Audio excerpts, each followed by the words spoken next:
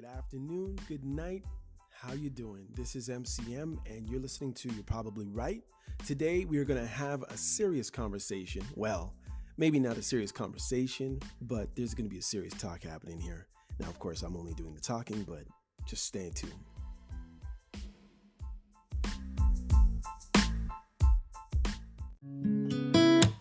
I can't seem to help.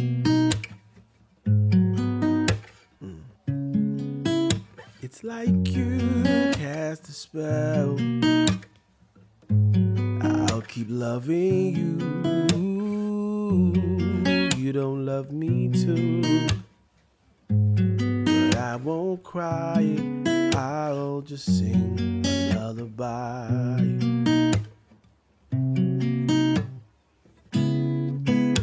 You moved on already. I know I gotta stay strong.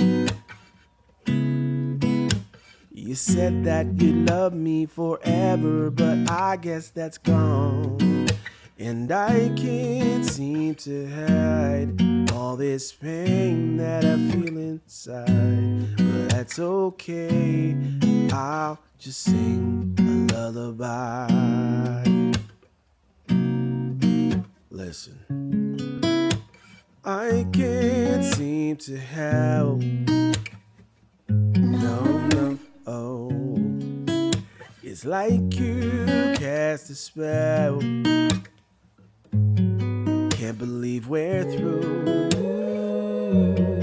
You win and you lose. But I won't cry.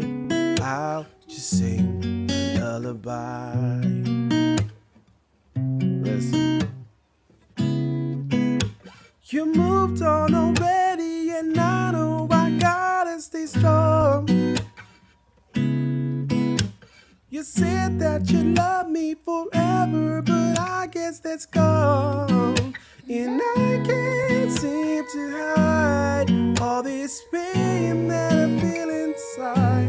But that's okay, I'll sing a lullaby.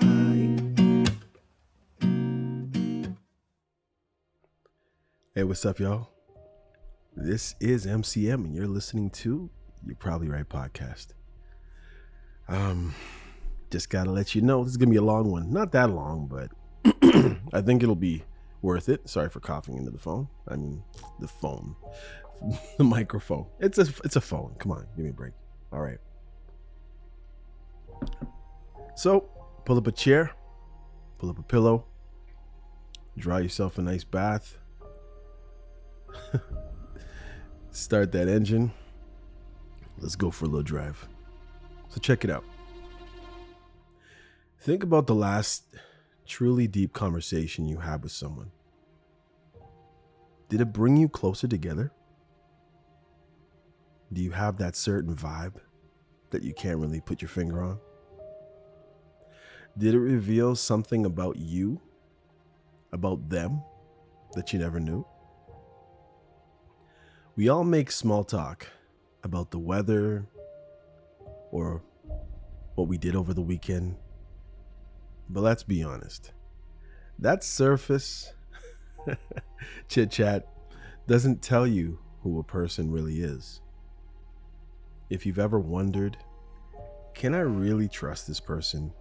Or what are they like beneath the surface, beneath the beauty? You're not alone. In any friendship, relationship, or even a professional connection, there comes a point where you want to understand the true nature of the other person.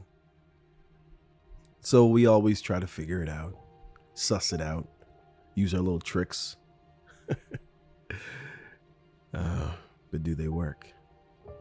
The good news is you don't need to be a mind reader or administer a surprise personality test that some people try to do. Often all it takes is the right conversation.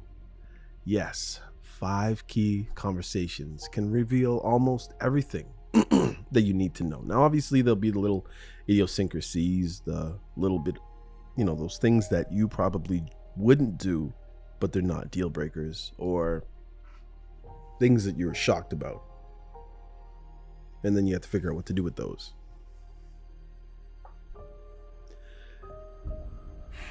Yes, 5 key conversations can reveal almost everything about a person's character, values, and their mindset. These aren't sneaky interrogations or trick questions. They're genuine discussions that naturally draw out what someone cares about, how they think, and what makes them tick. In today's episode, we'll break down the 5 conversations that reveal everything about a person. For each of these 5 conversations, we'll explore why it matters, what it can reveal, and even how to navigate it smoothly. By the end of this episode, you'll have a roadmap for building a deeper understanding in your relationship.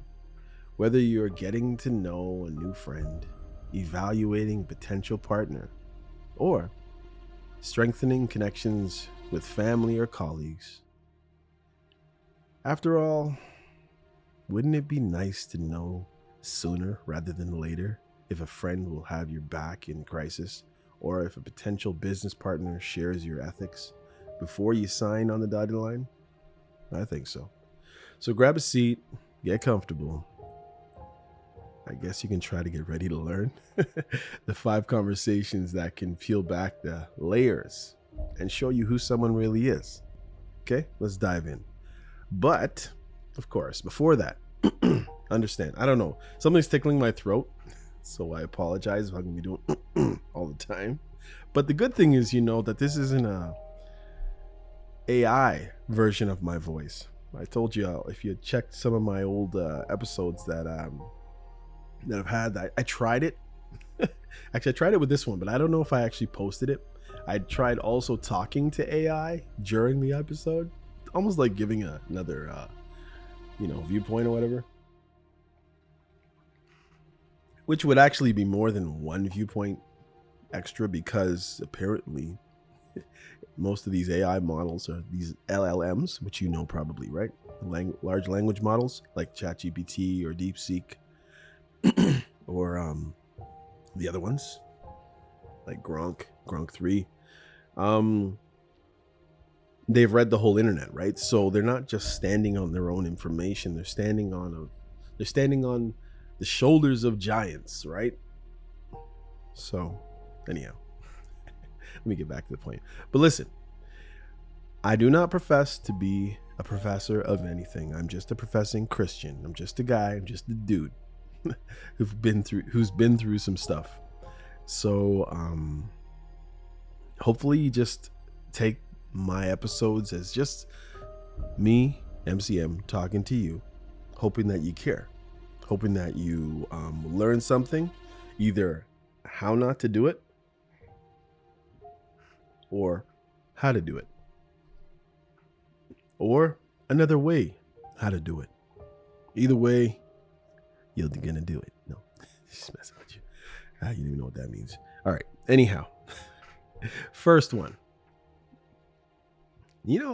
It's strange. Anyhow, let me just welcome my first-time listeners, my last-time listeners, because I've probably already ticked you off, and you might be ready to press the button right about now, or those fair weather friends who drop in, drop out here or there, or ask me what my podcast name is and then never listen. All of you people. All right. Let me just get to the point, because that's why you're here, and I think this might be slightly a long episode, but let's just see. Once again, I got you guys here, and you're going to have to just sit with me a second. I'm going to have to move these files down because I think it's going to be longer than 35 minutes. So here we go. Obviously, by now you already know how long it's going to be because you can just look. But I've only said a couple words and I don't know. So imagine that. How'd you like to be me? Okay, let's put it at 1 hour and 12. Like, I really don't know if it's going to last that long. If I could only time these things, right? Well, we're already at 10 minutes, so whatever. And probably different. because I don't know if I'm going to leave that stuff in the beginning or if I'm just going to go straight at it. Anyhow, that's what happens when you are the talent and you are also the producer and the engineer of your own podcast. You can do what you want. All right, here we go. Let me get a drink here. Hold on. So first, the core value conversation.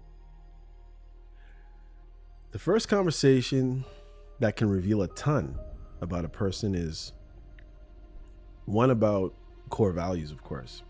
This means talking about the beliefs and principles that guide them in life. It could be a casual chat about what they think about doing the right thing, a discussion about conversational issues, or even asking who their role models or heroes are. Like, for instance, if someone asked me who my role model or heroes would be, I would say role model, my hero would be either my father or would be Jesus. Giving up everything for everyone else, working tirelessly at whatever it is they do or whatever they did. Giving up happiness, giving up years of whatever they wanted to do for others, for those they loved. You know, that's what I would say in something like that. And if somebody asked me a question like that, have you ever noticed how someone's eyes light up when they talk about something they truly believe in or someone they love? That's the kind of conversation where talking about, well, that's what we're talking about here, really. The ones that go beyond favorite movies or sports teams and touch on what really matters to them. It's like if somebody were to ask me about my family, or, you know, for whatever reason I were to talk about my dad or my mom or my sister who have all passed away. These are all special people. But it's kind of funny because sometimes when, you know, people, they just get into some kind of conversations and I'm just, sorry, I'm trying to show you how to do it. So understand, I'm going to have to break in and out of explaining. Otherwise, there'd be no point. I could just leave this as a blog. So understand that it's me, your friend, your guy, just talking to you. Okay. Forget about anybody else. It's just me and you. Whatever you're doing, I'm here with you. I'm riding along. I don't care if you're washing the dishes, if you're painting your toenails, if you're fixing your car engine, cutting the grass, taking a shower. Well, maybe not taking a shower. I'm a little bit weird.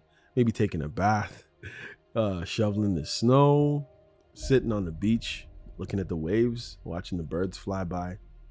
It's just us. And it's kind of cool. Maybe you're just sitting in a room somewhere and it's dark. And you're just under the sound of my voice, which is cool. I mean, I don't know if I have that vibe, but whatever it is. So I will break out of the script every once in a while so that I can talk to you. You know what I mean? And the best way I know how to lead is to lead by example. People can say anything they want. They can profess anything they want. They can give you advice all that they want. But at the end of the day, you have to live with the choices that you make. And that's why they say advice is the cheapest thing you can give someone, because the person giving the advice doesn't have to live with the consequences of what happens, right? It's kind of like when a guy says, yo, man, check that girl out, or hey, you know, you should go see that guy. You know, I think he's about it. He has money. He has this, he has that. He has this education, but you still have to live with your choices of maybe going to visit a friend at an opportune time at their house or at the movies. You are deciding to put your life on the line, honestly. And the question is, do you really know this person? You know what I mean? So, as I said, where the spots fit, I will break off into a little, as you can see, or as you can hear, a little soliloquy to make it interesting. And hopefully it does. But I mean, I don't know if I'm that interesting, but you know what I mean. Anyhow, so as I was saying, with if somebody was asking me about my role model or my hero, I would pick my dad. I would pick Jesus.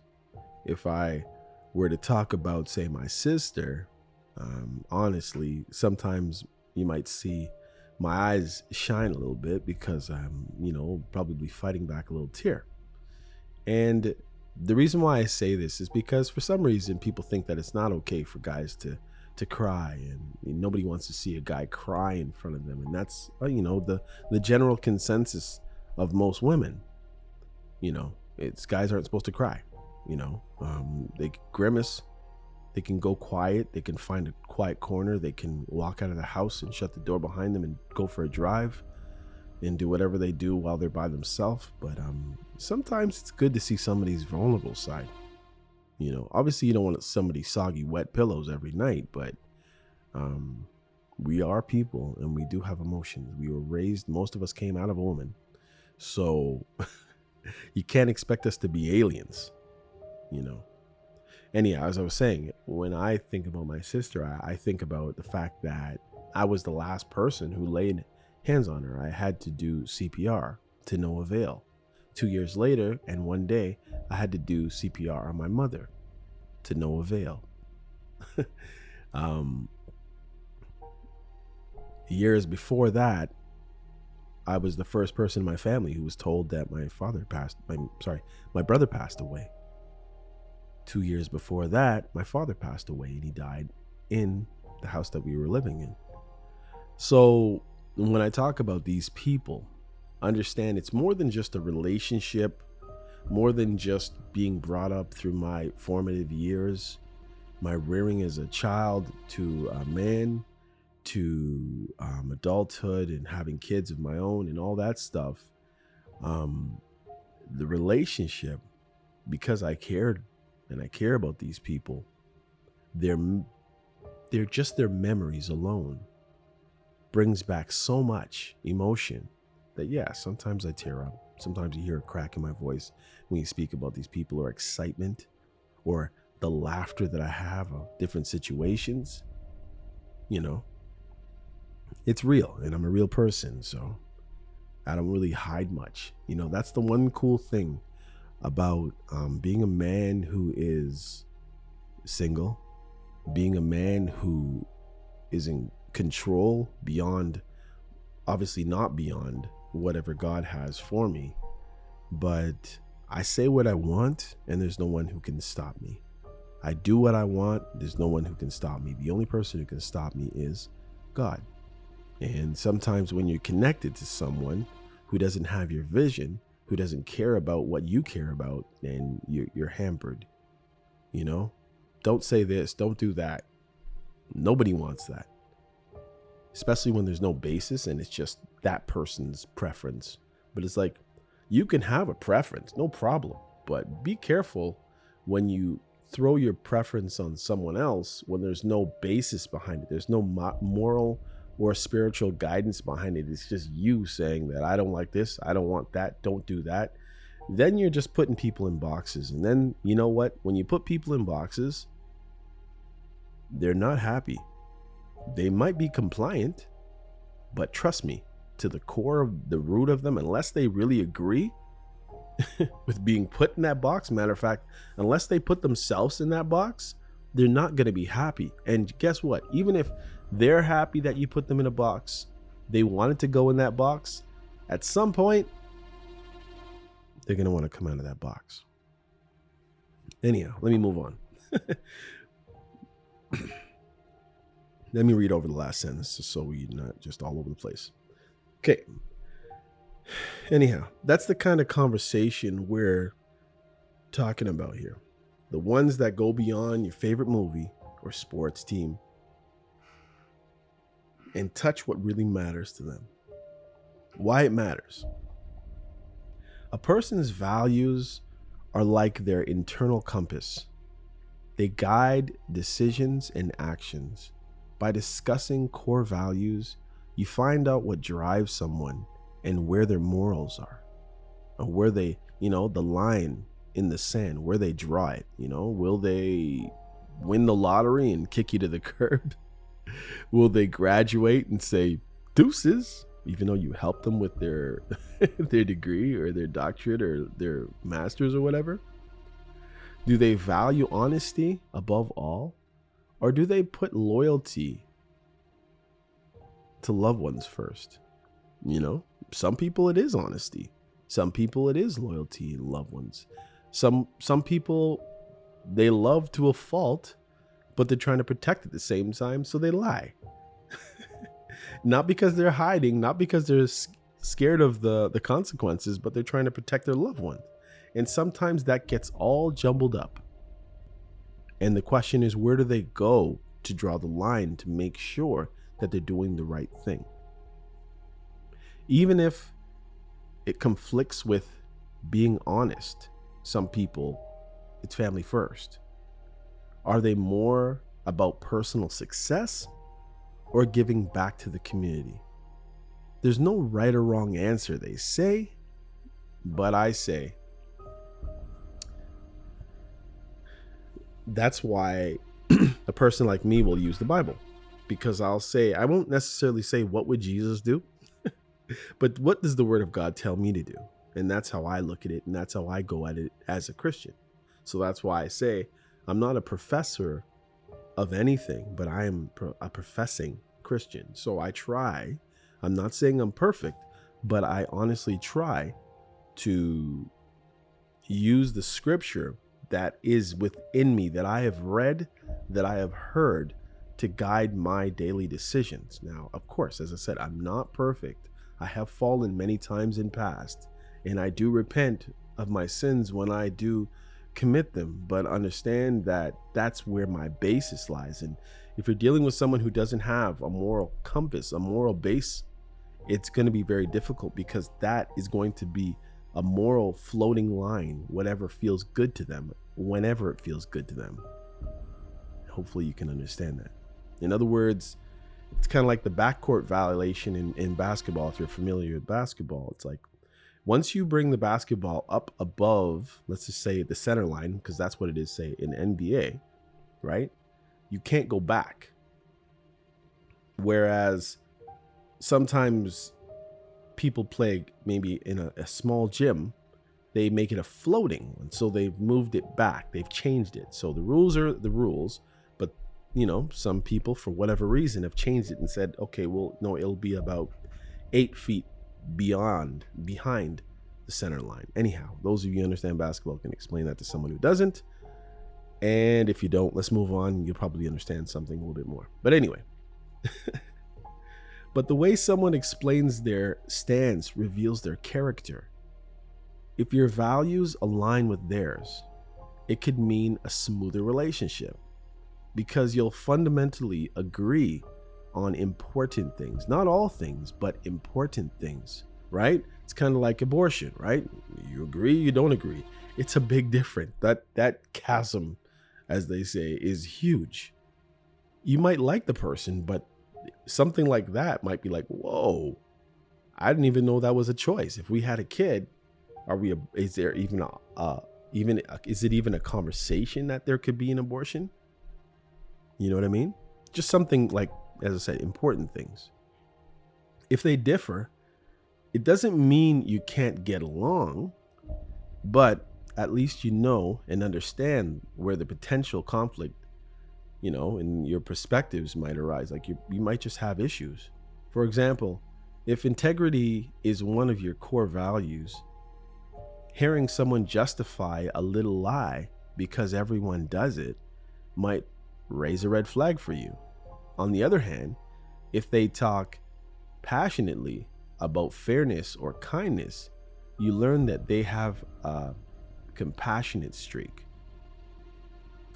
Essentially, this conversation shines a light on what a person stands for when no one is watching, and that's what's important.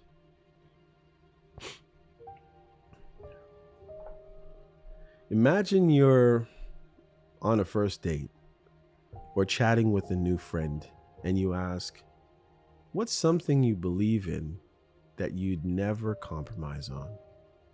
It's a bold question, but the answer can be eye-opening. Maybe they say, family always comes first for me, no matter what. That tells you loyalty and family are a top priority in their life.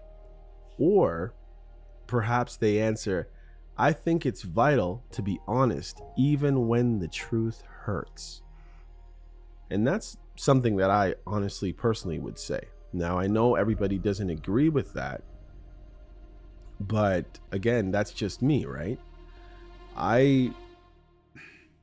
Of late, okay, I can honestly say that in my past, I was the type of person, I wouldn't say family always comes first. I've never said that. I've been judged that way, but I've never actually said that way, nor do I believe that. Of course, I care about my family. They raised me. I'm the youngest of the family. I'm the baby, you know what I mean? But at the same time, I don't believe it's family over everything. My dad goes out and kills 10 people. Well, I have to stand up for him. No, just because he's family? Nah, I don't believe it. I believe truth, and truth sometimes does hurt. And the only reason why it hurts is because we have sin in our heart that makes us just want to make things go the easier way or the way that makes us feel better. But if you're just on the truth side, like for instance in the Bible, Jesus says, I am the truth. He says he's the truth. So if he's the truth, his word is the truth, then what are we supposed to do? We're supposed to speak the truth. No matter how we feel about it, it's the truth. Now, it's kind of funny. I was kind of counseling somebody this week. And it's funny how this kind of goes back and ties into it. But this person was feeling all high and mighty that they told somebody the truth, they didn't accept it, and they got upset, and they're saying, oh, that's their problem, and blah, blah, blah, and this and that. And then I said, but let me ask you a question. After you said all this, I said, I know this person a little bit, not that much. I said, are you a Christian? They said yes, because I thought that's what they told me. I said, well, then what does the Bible say? You see, it's not me. It's not an MCM-ism, right? Straight up. And that's where, your core values, what does it go back to? If it goes back to your person, or you're just a regular person, like your mom or your dad or your sister, your brother, your friend, or some person on a YouTube screen, or a Jordan Peterson, or a Joe Rogan, or a Theo Vaughn, or a call her daddy, or whatever. Like, these are just people who have got ideas from other places that you might not know or agree with. But when I take it back to the Bible, it's a whole different story, because the Bible says that in the beginning was the Word, and the Word was with God, and the Word was God. You understand? So that's what I bring it back to. It's not just these people I know in my life or experienced in my life or have watched and seen. It's the Bible, the Holy Bible, right? The 66 books of the Bible, from Genesis to Revelations. That's where I get my core values. And yes, if I have to tell the truth about something, it might hurt. So I said to this person, well, they told me that they're a Christian. So I said, the person was upset what you said? Yeah, but I told them the truth and I feel no way and blah, blah, blah, blah, blah. I said, fine. I said, but what does the Bible tell you about telling the truth? They're like, I don't know. I don't know what you're getting at. I said, what does the Bible tell you about telling the truth? And they didn't know. I tried to help them. I said, speak the truth and they had to figure it out. And they sat there for about 3 minutes trying to figure it out. I said, Google it then. Since you don't know, first I was saying, hey, go home and ask somebody at your home. And then I said, you know what? Because, we probably need to finish this and you might need to go and talk to somebody. I said, Google it. And they Googled it. I said, speak the truth. And they said, and she said, in love. I said, that's right. So there's a difference, right? You can speak the truth. There's ways, sometimes you just don't need to tell the person. If you don't want to lie, you cannot say. Not saying something isn't necessarily lying. Sometimes you can literally say, I'm not going to tell you.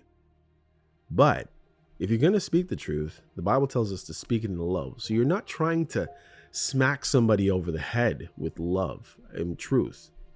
You're trying to tell them the truth because they're important to you, because they're a person, and you want to love them, right? Love your neighbor, right?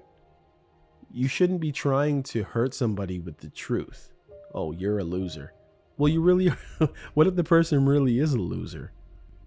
Who made you the truth teller of telling somebody that they're a loser and they have no ambition? You know what I mean? You might feel good about it. You probably do. You walk off all happy about it. But what about them? What about the child in them? What about the person in them? You don't know what they're going home in, or maybe you do know because maybe you live with them. But why is it your duty to hurt this person because you're hiding behind the truth? Oh, I told them the truth. Anyhow, we had this conversation and I didn't push or pull in any direction, but they got it, right? And the reason why they got it, and it wasn't a long conversation, again, because I'm a Christian, they're a Christian, so they understand the standpoint. And then they felt bad about how they dealt with the person. And what did they do? They went and they fixed it. And I talked to them later and they said, yes, I fixed it. I tried to fix it, but the person didn't have time. So I'm going to try later to fix it, realizing that, yes, I told them the truth, but I didn't do it and say it in the right way. And that was simple. Anyhow, that's, again, I'm just varying, but I'm trying to explain the situation. So hopefully you kind of get it. Anyhow, now you know they value honesty. You can probably expect straight talk from them, right? Once you find out what the person cares about. For instance, as I was saying, where they say, I think it's vital to be honest even when it hurts, right? So now you know how to take this person. They're going to tell you the truth, even if they're not comfortable with it, right? I once had a conversation with a coworker about a news story concerning a person who returned a bag full of money they found. That simple chat about would you do the same turned into a deep dive into this person's ethics, of course. My coworker admitted he'd feel guilty keeping the money that wasn't his. I could tell you about a situation like this. Even if he could get away with it, revealing his strong integrity. In contrast, another acquaintance joked about using it to go on a luxury vacation. It was a joke, sure, but it opened up a discussion about what we'd each do and why. By the end of it, I understood how each of them viewed honesty, greed, and justice in a way I never would if we never had this conversation, or if we only had conversations that were small talk. And it's kind of funny that a situation like that also is where how old was I? I was about 21. I think I was 21 or 22. I think I was 21. And situations happened where I got to give you the whole laydown. Anyhow, I didn't have my license at this point. I had my license and then I had let it, as they say, lapse. Because at that point, I didn't see if I was going to get a car. I just couldn't see any way that within a year or two, I was going to be able to afford a car, right? I was riding my bike and I rode past my friend's house, and he was just on the way going somewhere else, and I saw in the distance somebody getting out of a car, and I'm pretty sure it was his father getting out of his. This is what I'm kind of going in my mind's eye. I saw somebody getting into a car, and I saw something falling out of the car as the person was getting in. Anyhow, they drove off. They're about 100 to 200 feet away from me. I can see it off to the right. And I finally got up to the house, and I was passing my friend's house, and I realized, oh, that was his dad. And lo and behold, on the driveway was a wallet. Now, this man from the same culture, from the same country that my family is from, which is my parents are from, which is Jamaica. I was born in Toronto, Canada, but this guy was miserable. He wasn't even nice to his own son. Anyhow, I stopped and I'm like, lo and behold, this fat wallet. Hundreds upon hundreds upon hundreds, 50s. There had to be probably a few $1,000s in this wallet, right? I was like, yoink. Picked up this wallet. I was like, oh man, it's my lucky day. And I was thinking about my license. I needed money to go and get my license back, right? I jumped on my bike, knowing that full well that it was his wallet. And I'm leaving. I'm like, wait a second. It doesn't feel right. I should just go give it back. And I can't remember how it worked out. Oh, I think yeah. I turned around. Actually, I started getting really guilty. First, I had this. I'm like, oh, I literally saw it drop out of the person's pocket. It can't be like a finders keepers, losers weepers situation because the wallet's right there and obviously his ID is there. But I just scooped it, put it in my pocket, and I'm off. Yeah, about to get my license back. Might even be able to get a car back in those days. And then I was like, nah, it's not gonna work. Then I'm looking up at at the house, the windows. I'm like, what if somebody saw me bend down? This is the time before cell phones that have cameras. I don't even know if there's cell phones. I'd have to look back on the time. I know that. But anyways, the bottom line is I turned around, went back to the house, knocked on the door, and I'm assuming that maybe it was my friend's stepmom or whatever it is, answered the phone and said, hey, I think I found this wallet on your driveway. I didn't give him the whole spiel about I saw it fall out of the person's pocket because it was just I just happened to be really peering in to see what was happening on the driveway because I wasn't sure. First, I was thinking, oh, maybe that's my friend getting into a car, but it was, older guy, so I could tell it wasn't. But I could tell that it was that house when I got a little bit closer. Anyhow, I dropped off the wallet. And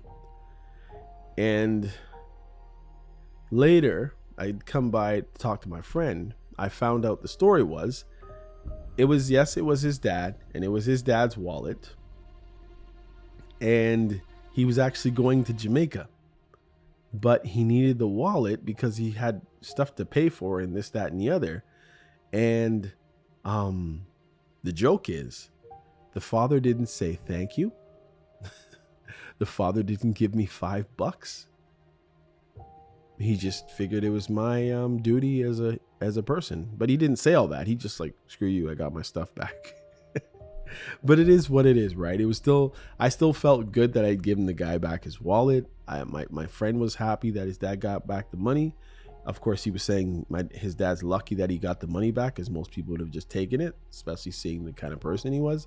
But I didn't feel right in my heart keeping it anyways. So, it is what it is. Anyhow, what these things reveal. Conversations about values reveal a person's moral compass. Priority, you'll learn things like, are they empathetic or more self-focused? Do they think about the greater good or individual success? How open-minded are they about opinions that differ from theirs?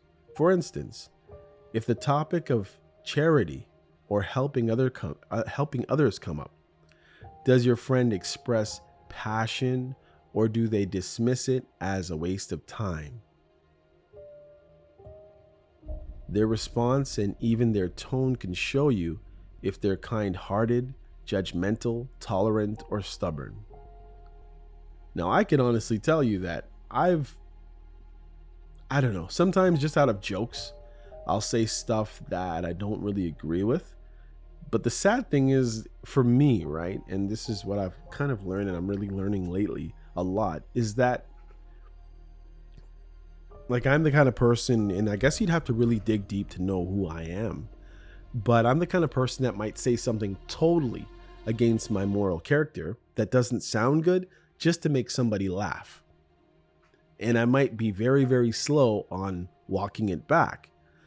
So unfortunately, many times people believe that my idea is this way when it's that way.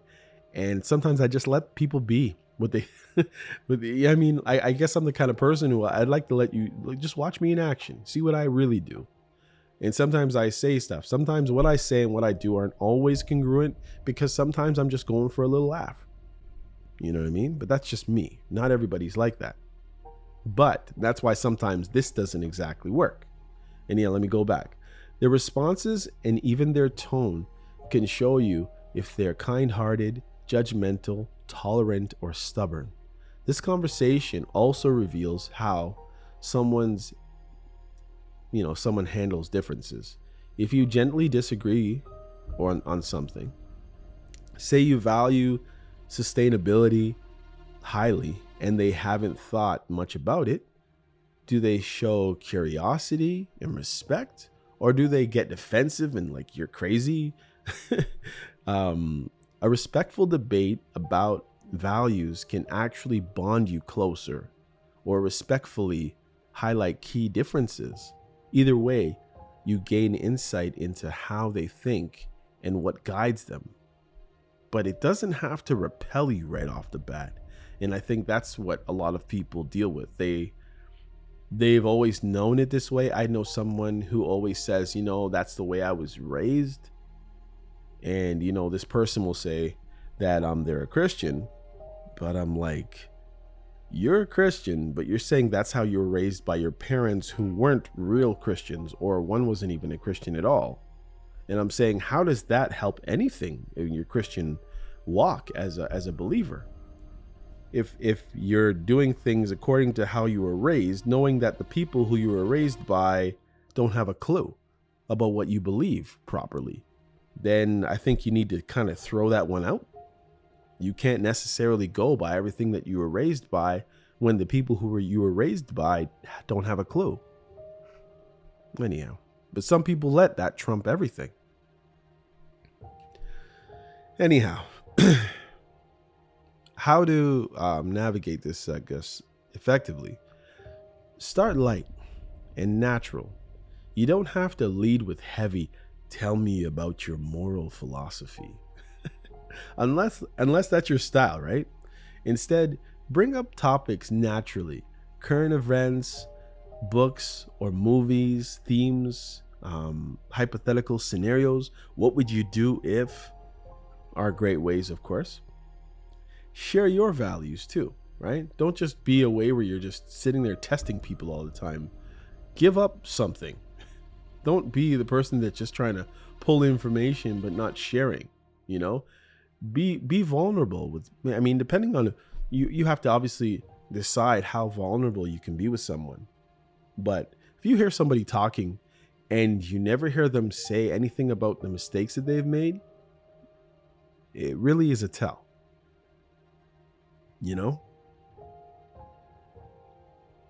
Some of my best stories, like how I lost my DJ mixer. Well, I didn't really lose it. It was stolen. Or my story where I was at a job interview and it was a panel interview and there was two of them. Yeah, two people were questioning me, going back and forth, grilling me. And the person, I was really nervous, so I just wasn't in a good space. They said, tell me 3 words that describe you. And you know me, the dummy. I can still see myself riding the bus home that day after traveling on the bus for about an hour and a half to this job interview, laughing at myself. The person said, again, tell me 3 words that explain or describe you.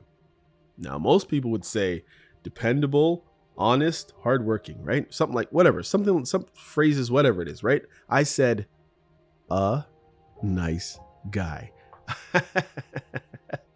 Needless to say, I didn't get the job, but it is the best story. Like when I tell it, well, maybe you didn't like it just now, but I just noticed sometimes some of my stories that don't end in me triumphing. Is that a word, triumphing? Anyway, I didn't triumph. Where I'm self-deprecating or just telling it like it is, and I just wasn't the hero in my own story. For some reason, some of those stories go over better, because a lot of people like to put padding on everything. A lot of people like to make themselves, again, shining stars in their own stories, when sometimes you're the idiot, right? You're the person that left the the wallet on the counter at the store, or you're the one who was giving out money in the States, let's say, and you thought you were giving a person $1, but you gave them 100, or something like that, anyhow, share your values, make it an exchange, not an interview. You might say, one thing that's really important to me is honesty. I even have a hard time telling white lies. How about you? Is there value? Is this a value for that person no matter what? When you open up first, it invites them to do so the same way. As say, I think they said the Pygmalion effect, even though that's not really the Pygmalion effect, but you share, they share. That's the best way. Otherwise, sometimes people feel uncomfortable because you're just grilling them. And, and sadly, sometimes you'll meet people who just want to give you the right answer because they don't want you to go away. So they'll try to give you the answer. They'll lie if they have to. They're trying to tell you what you want to hear. And then there's the people who will just tell you the truth. And maybe they'll backtrack, or maybe they'll just say, take it as it is. I got lots of options for friendships or whatever. Anyhow, listen without judgment, right? Don't be so quick to judge people. You might hear something you disagree with. That's okay. Sometimes people feel that one answer is going to tell you all you need to know. It's not true. Unless you're dealing with an amoeba. Most people are multifaceted. There are many layers, or like Shrek said, ogres are like onions, not parfaits. Ogres are like onions. Gotta peel them back one layer at a time. Anyhow, that's okay. The goal isn't to debate or convince somebody, but to understand. You don't know who raised them. You don't know where they went to school. You don't know about the time they walked down the alley and 2 Chinese guys beat him up, and that's why he doesn't like Chinese people. Or, for instance, and I'm not saying that's okay, but you have to understand people. People live lives and go through things that you might not have known or gone through. So some things might not make sense to you, but you have to know where the person came from to understand what their decision on a topic or a situation is. You can't just judge people because it's not what you think or what you've been told or what you understand or what you've experienced or what you've learned in a liberal classroom at a college or university. Ask follow-up questions. That's interesting. What made you feel that way? Or has that always been important to you?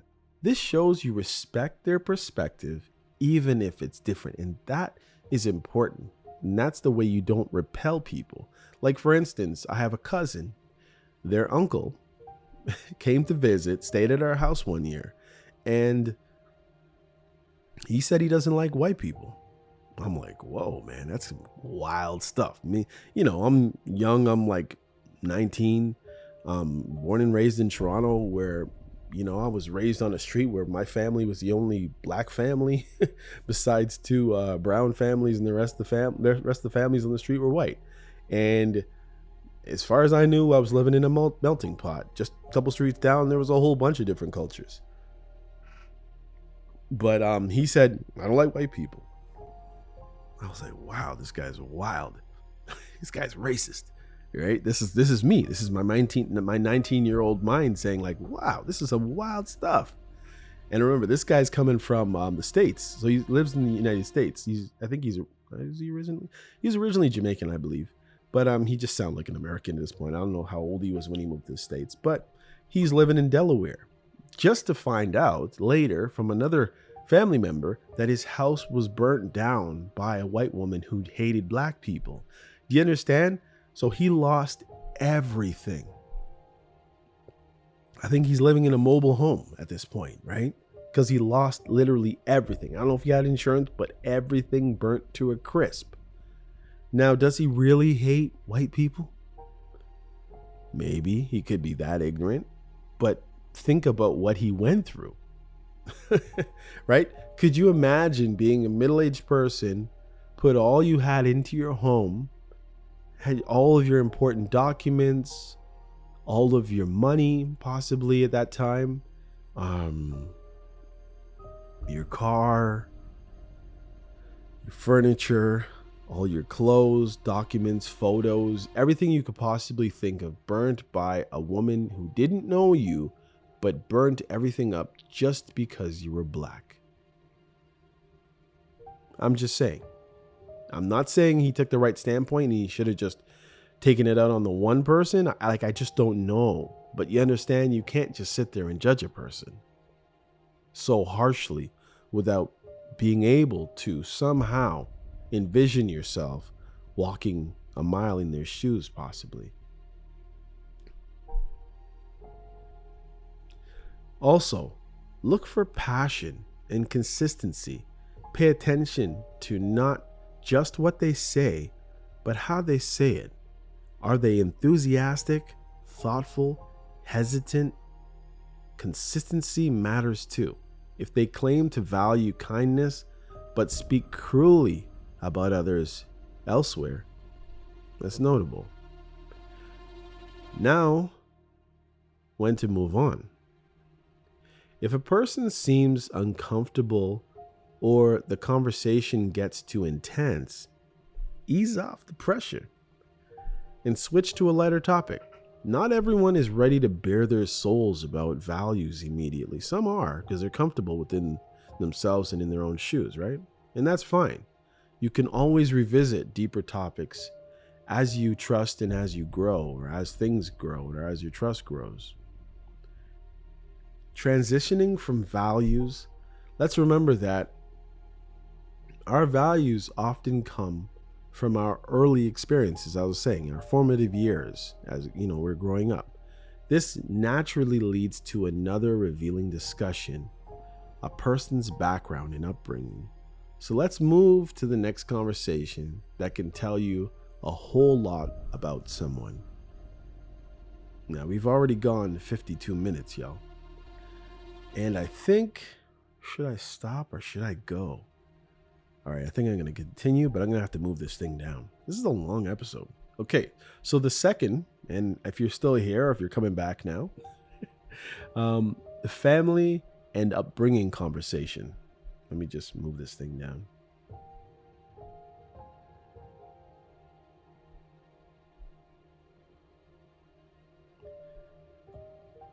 All right.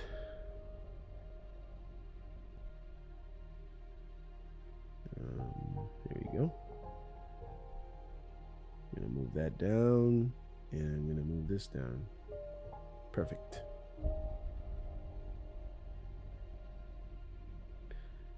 Wow.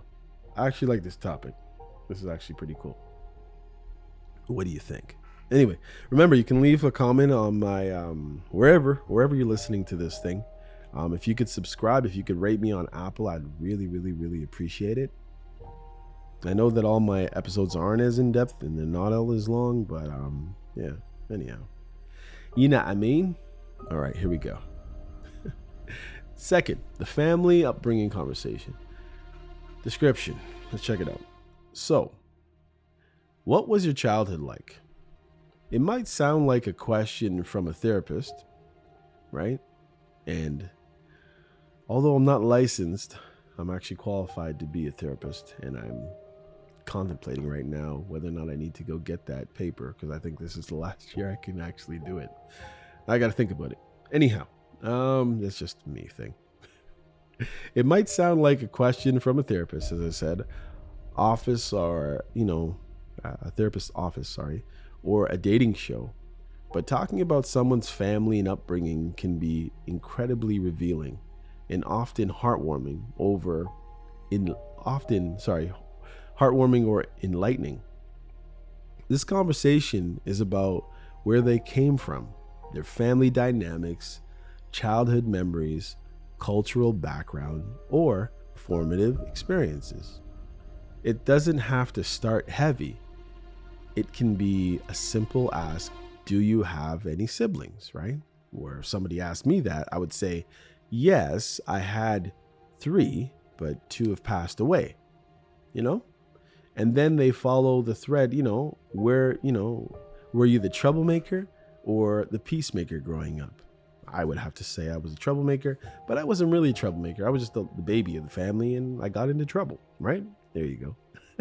Or what's the tradition your family had when you were a kid? Mine, I could easily say, was we would had some Sunday dinner together. My brother usually wasn't there. He was 9 years older than me, but the rest of us were almost there every Sunday. These stories from our past are like puzzle pieces that, when put together, form a picture of who we are. Do you understand? Like, you can do things slowly if you really want to get to know somebody. Why it matters. A person's early life experiences set the stage of their values, behavior, and outlook later. Understanding someone's background gives you context to their present personality. If they mention they grew up in a very strict household, which I did, it might explain why they value freedom and spontaneity now, rebelling against a strict past, or why they appreciate structure and rules, following the family's pattern. If they had a take care of your younger sibling, if they had to take care of younger siblings from a young age, you might notice they have a nurturing responsible streak. Or if they moved out early, or if they moved around a lot as a kid, so they never set down any roots anywhere and they know a lot of people in a lot of different places, perhaps as a military brat, or due to parents' jobs or whatever it is, they were all over the place. Who knows? Maybe they're really good at adapting to new situations and making friends quickly. This conversation matters because it builds empathy. It's hard to truly know a person without knowing the chapters of their story, where they come from before you met them. When you hear about someone's roots, you understand why behind some of their quirks or choices. Plus, sharing childhood stories often creates, sweet bonds sometimes. You might even find common ground. Maybe you both were middle children, or both come from big families, or both hated piano lessons. I took guitar, by the way. And that was when I think I was 12. And that works in any relationship, romantic, friendships, or even close work partners. Having a sense of each other's backstory cultivates patience, appreciation, understanding. That friend who is super independent might have learned to be self-sufficient because of tough upbringing. Maybe they're a latchkey kid. If you don't know, Google it. Or that colleague who is always calm during chaos might credit a very stable, supportive family. That's what they came up in. Context is key, and this conversation proves it. Picture this. You're getting to know a new coworker over lunch, and you ask where they grew up. She smiles and says, "Actually, I grew up on a farm in a small town. Every morning, I was up at 5 a.m. to feed the chickens before school." Suddenly, her incredible work ethic and responsibility and those early mornings at the gym make sense. She's been on a dawn schedule her whole life. Or imagine your third date with someone and they mention, "My parents immigrated here when I was little, and we lived with 4 families in one house at first." That one line speaks volumes about their experience with hardship, adaptability, and the value they may place on community or perseverance. I once asked a close friend about their childhood, or his childhood, I should say, and learned he was bullied a lot in middle school. It was a poignant conversation. He opened up about how the experience made him more compassionate towards others. It explained why he's the guy who always notices if someone's feeling left out or pulls from the group. On a lighter note, Another friend told me about growing up with five sisters. Five.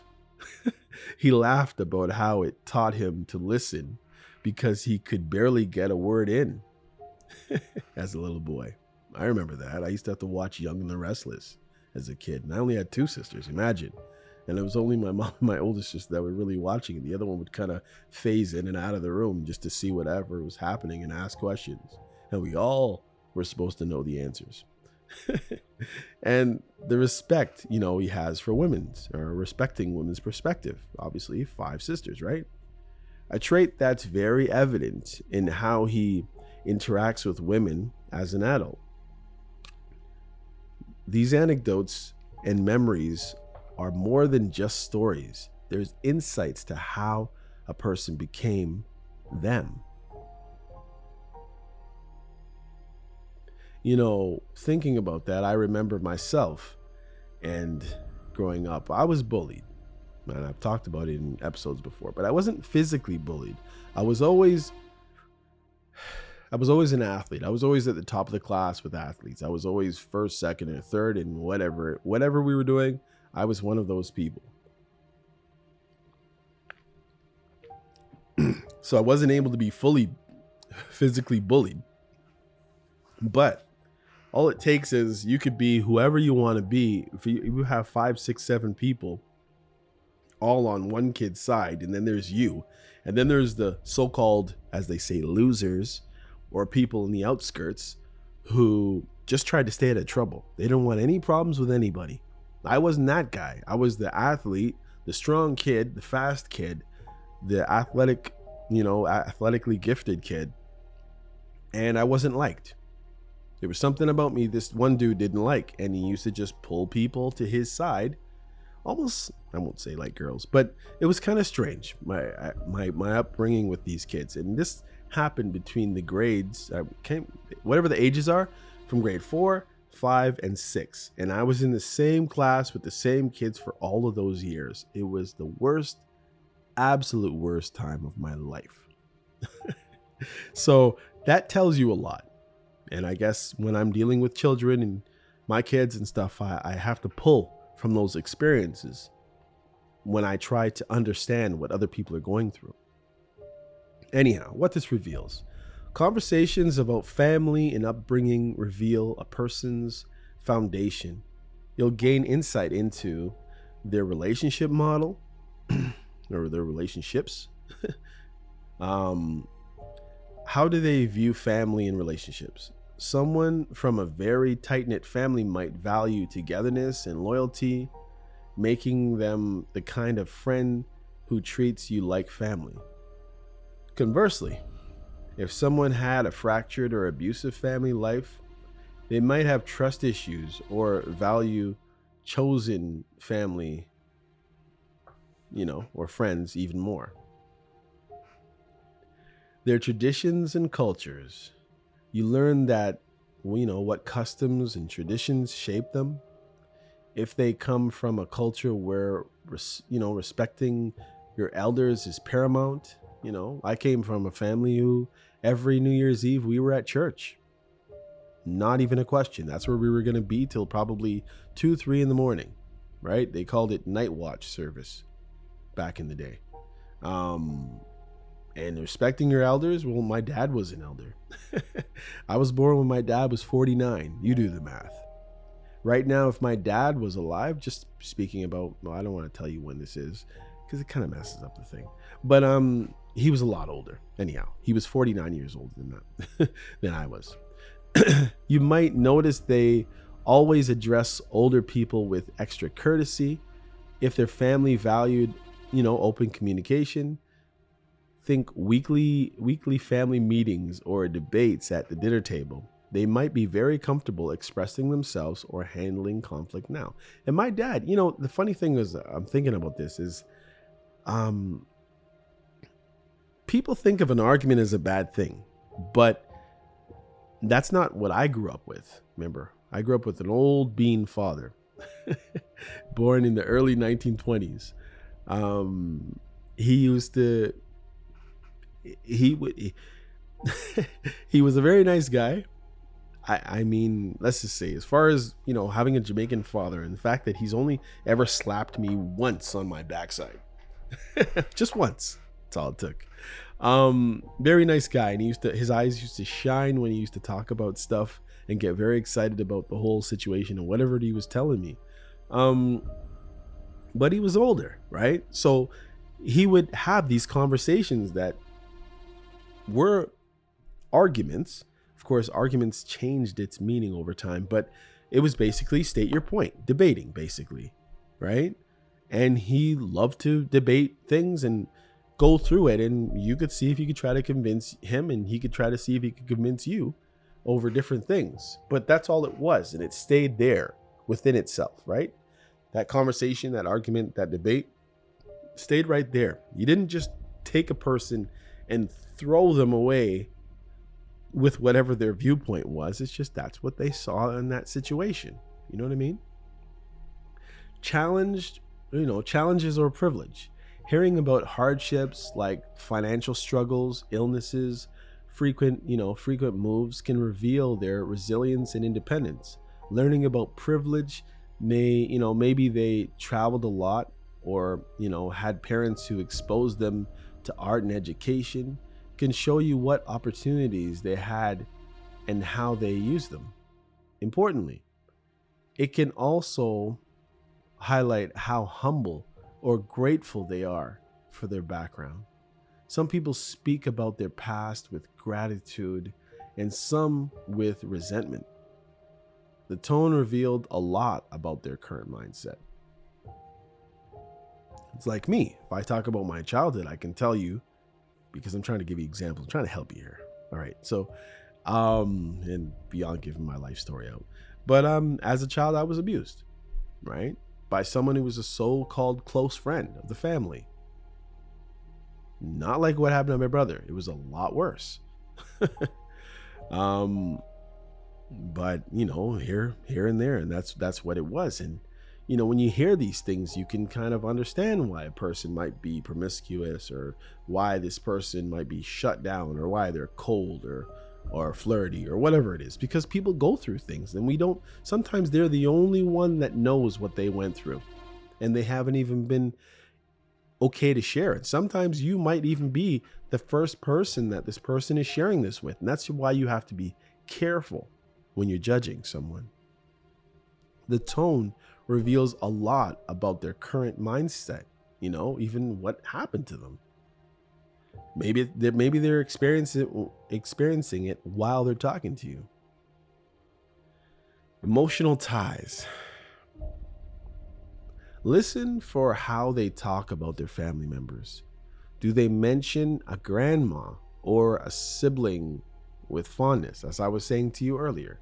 Do they avoid talking about certain parents? Now, see, for me, I couldn't really talk about my grandparents because I only met my grandmother on my mother's side.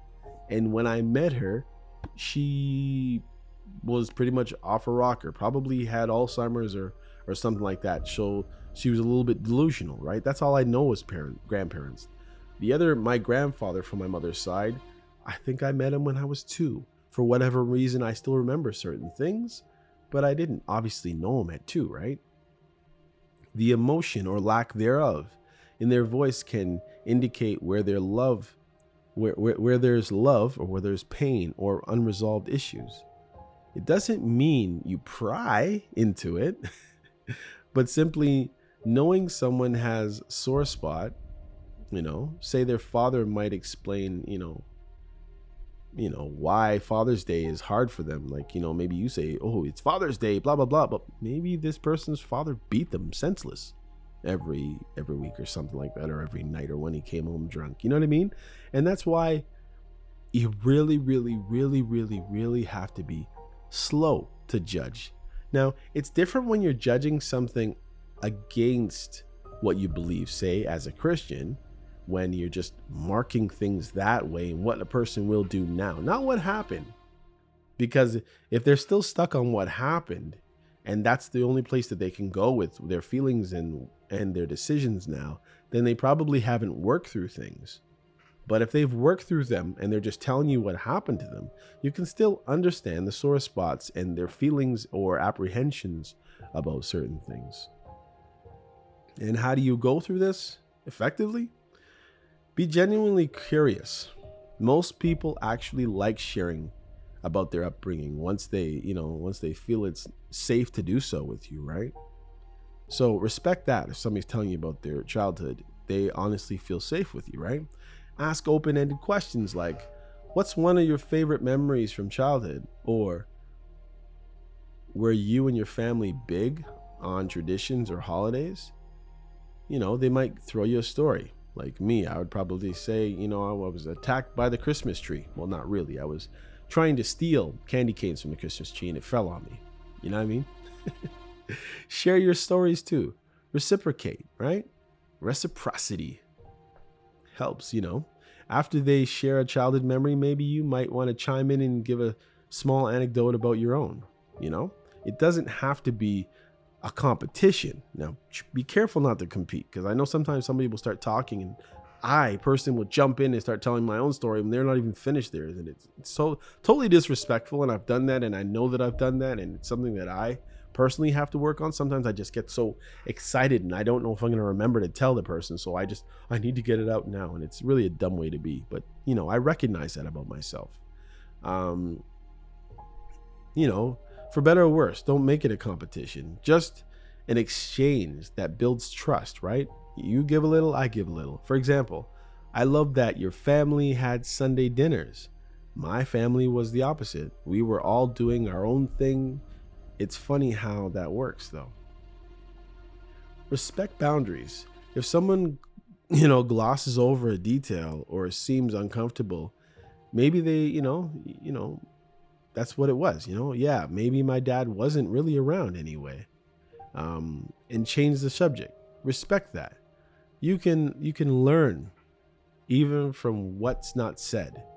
Don't push them into elaborating when you can tell it's a sore spot. It's not nice. It's not nice of you, right?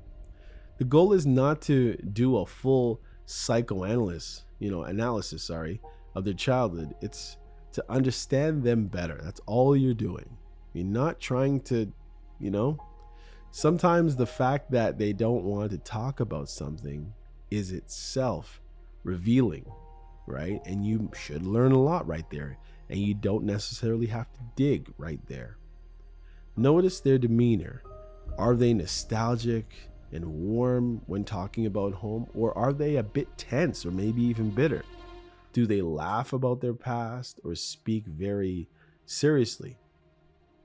This emotional subtext is important as the content of the story, or is as important as the content of the story.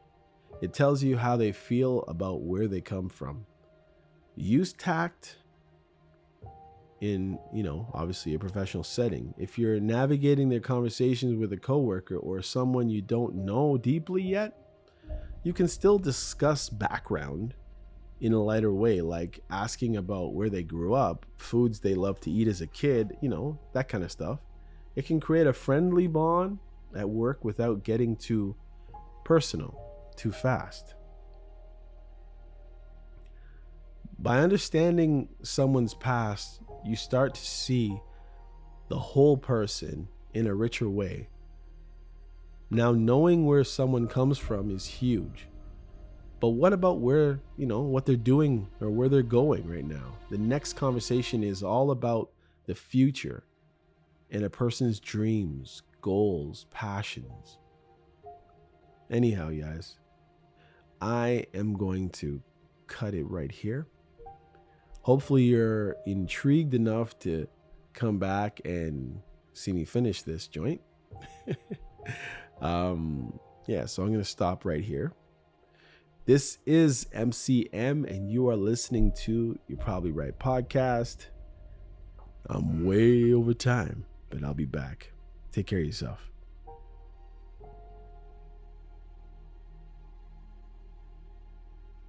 Oh yeah, before I go, remember, if you have any questions you want to ask, or maybe you have a topic that you want me to talk about, you can email me at yprpodcast@gmail.com. Take care. Hey, come check out You Probably Right podcast. Society is getting more unpredictable every day, but at the same time, predictable in its unpredictability. Say that 4 times real fast. Come with me as I attempt to find clarity in all the fog while staying way outside the box and kicking the box way down the road with my size 12 docs. I use the Bible, experience, education, fortune, misfortune, life's lessons, life's mistakes to sort through all the mess. I talk about news, God, God, self help, sports, sickness, health, music, parenting, love, humbleness, hurt, pain, joy, and all the things that might make you say, I never thought of it that way. Hopefully, anyway. Also, I take a stab at answering tough and not so tough questions, and all the while, understand that, listen, sometimes you end up in the hot seat and there's no thermostat. Well, that's how it is here. And because there's no topic, well, very few topics off the table, Torontonians will understand that Doug Ford reference there.